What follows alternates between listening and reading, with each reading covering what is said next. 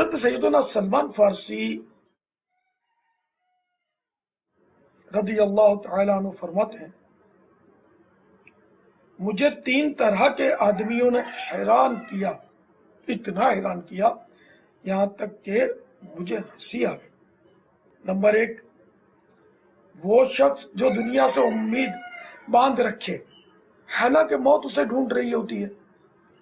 Number 2، غافل شخص حالانکہ اللہ عز و جل اس سے غافل نہیں۔ نمبر 3، وہ شخص ہے جو دل کھول کر ہنسے حالانکہ اسے معلوم نہیں کہ اللہ عز و جل اس سے راضی ہے یا ناراض۔ یوں ہی 3 باتیں ایسی ہیں جنہوں نے اتنا غمگین کیا کہ رونا آ گیا۔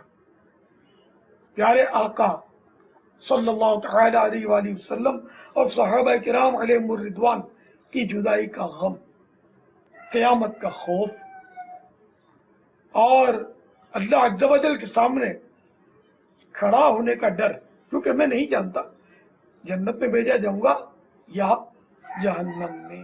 صلو علی الحبیب صلی اللہ تعالی علی محمد۔